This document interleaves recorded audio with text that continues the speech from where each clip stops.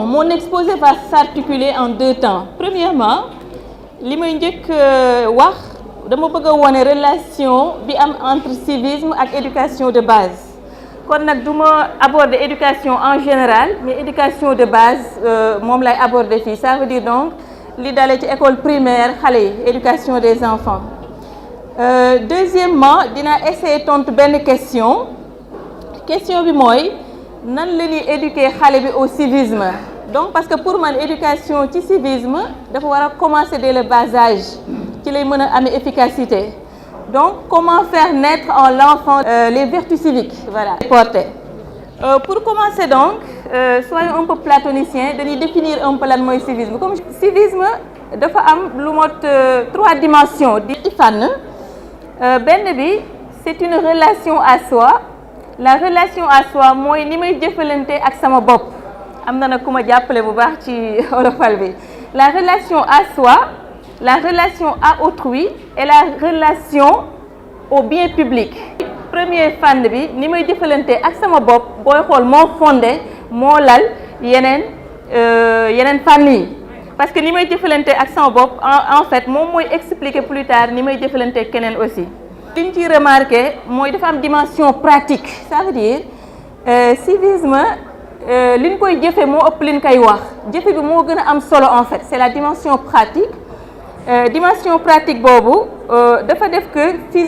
le véritable intérêt du civisme c'est l'intérêt pratique. Alors loolu mooy civisme dañ ko war a gis ci dans nos gestes de tous les jours. Mooy ci tolérance d'abord. Tolérance nit ñi xam na ni nit ñu bari nañu mais ni ñu bari aussi noonu la ñu utee ku nekk am nga say gëm-gëm mu doon gëm-gëm ci diine wala gëm-gëm jëm ci politique wala ci leneen. Donc ni ñu bari noonu la ñu utee te gëm-gëmu nit même bu fekkee bokkul ak sama gëm-gëm dama ko war a respecter ci li mu gëm mu doon diine mu doon leneen. Loolu kon mooy tolérance lu am solo donc ñu war ko gis ci sunu vie de tous les jours. Mais aussi mën nañu wax solidarité mooy. Donc ni ñuy jàppalante loolu aussi ci civisme la ñu war ko gis ci suñuy geste de tous les jours. Générosité aussi li ma yor nan laa koy séddoog nit ñi muy xaalis muy même ce que je ressens samay sentiments amour envers un autre loolu yëpp ci générosité la bokk. Voilà mu doon matériel et quelque chose d'autre. Alors beneen bi ñëw mooy le respect des droits. Alors respect des droits dafay doon respect de mes droits d'abord parce que nit ki bala muy respecter keneen. Dafay respecter boppam d'abord. Le respect de soi donc nit ki ci civisme daf ko war a jàngal mu être conscient de sa dignité humaine. Conscient de sa dignité humaine donc nga xam ne nit nga xam ne am nga dignité nga jombale sa bopp ci yenn jëfin yu ñaaw. Donc respect boobu moo jiitu donc ci civisme nga xam sa bopp xam sa dignité respecter sa bopp. Boo paree loolu nag respect bi dafay dem ci keneen ci ñeneen ñi mooy donc respecter yeneen nit yi. En gros respect des droits humains foofu ci respect des droits humains lu am solo la parce que dañu war a xam ni les droits humains ne sont pas négociables kenn mënu ko négocier ça veut dire mënuñu ko jënd dëgg la mënuñu ko waxaale parce que dignité humaine yàlla moo ko def ci moom da koy judduwaale andi ko mais bu ne les droits humains les droits de l'homme ne sont pas négociables mooy aussi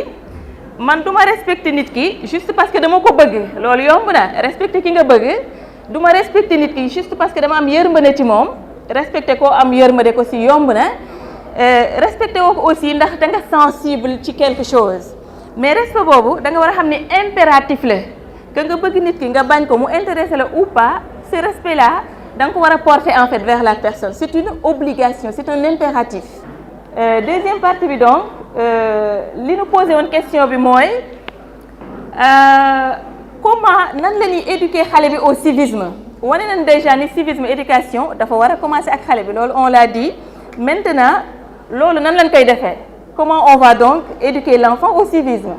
comment faire naître dans l'enfant le sens civique. Ba nga xam ni moom dina yëg boppam ni citoyen la ni am na lu ko war par rapport à lui-même par rapport aux autres mais aussi par rapport au bien public. Alors li ñuy njëkk retenir ci deuxième partie boobu mooy xale amul conscience morale. Ça veut dire xale xam-xamam mënu ko may mu xam lu baax ak lu bon mais xale nan lay jànge par imitation xale dafay toppandoo en fait dafay toppandoo ce qui veut dire que boo bàyyee rek maître bi dafay ni vivre ensemble xale bi bu jàngee leçon éducation civique bi doy na loolu ku ko yaakaar foofu c'est une erreur parce que leçon bi en fait doyul puisque xale comme ni ma ko waxee day toppandoo l'enfant apprend par imitation déjà waajur yi ni ñuy defee ni ñuy waxee dañ ni sax xale bu toogee boo ko observé dëgg mën nga xam waajuram nan la ñu mel en fait parce que waajur yi dañuy reflété wu ci xale bi boo gisee xale dina am 1 an et quelque nga gis mu jël téléphone bi ni yaayam di waxee mu koy jéem a waxee ngay julli xale bi ñëw sa wet di jéem a sujjóot à 1 an et quelque donc xale noonu lay jànge moo tax loolu aussi foog nit ñi def ci attention xam ni lépp lu ñuy def xale bi da koy comment on le dire da koy intégrer bu ko intégrer après daf koy assimiler bu ko assimiler xam-xam boobu li mu jëlee ci ay waajuram ak ci entourage bi day dem ba nekk une partie intégrante de sa personnalité donc loolu il faut que waajur yi def ci très attention ñu xam li ñuy def ci kanamu xale yi ak li ñuy wax ci kanamu xale yi alors puisque imitation la loolu tax ñu naan éducation habituation la l'éducation est une habituation le mot habituation yéen a ngi dégg habitude ci biir mooy jikko nga tàmm dara habitude donc éducation xale c'est une habituation ça veut dire xale bi ay actions répétitives yi ngay def ci kanamam ci lay habitué wu ba mu doon jikko ci moom jikko jooju nag da koy yóbbaale moom ba abadan ceci dit maintenant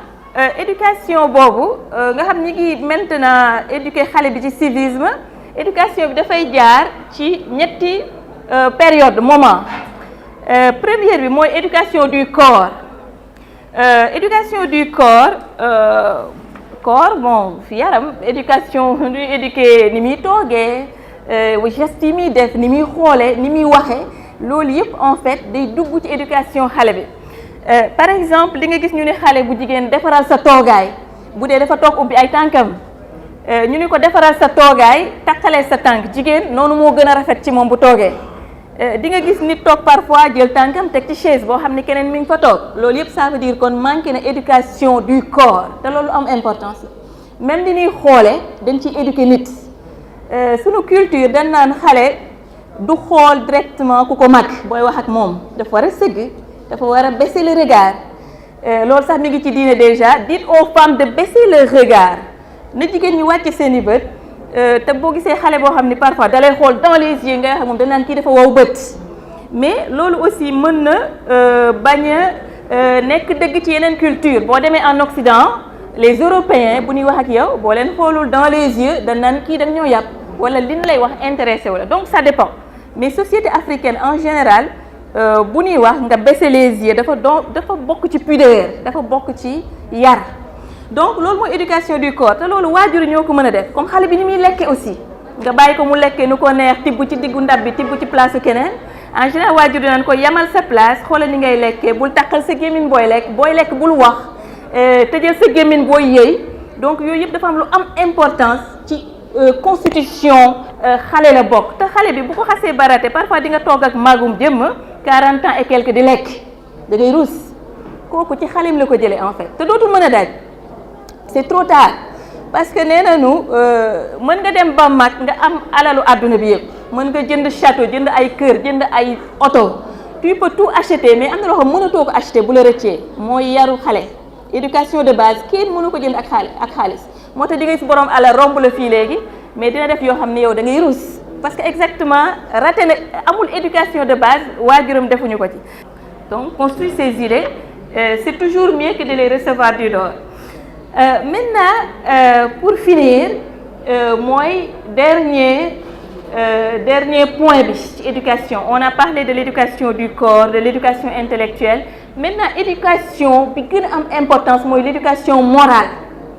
l'éducation morale c'est le plus important mën nañu sax bu éducation du corps amee ak éducation intellectuelle c'est pour servir l'éducation morale lan mooy éducation morale mooy xale bi dem ba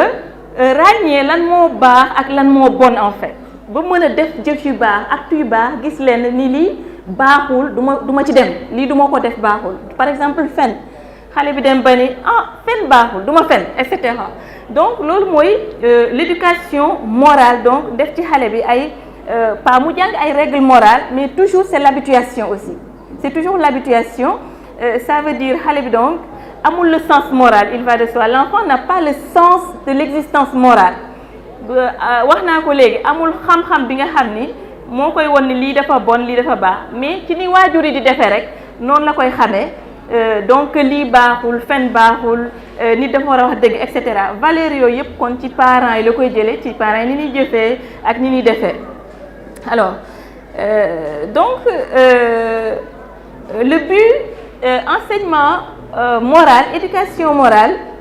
mais disons le but de toute autre éducation c'est l'obéissance volontaire mooy li ñuy wax autonomie parce que xale yow boo ko éduquer da nga koo bëgg a yóbbu à un point mooy que l'enfant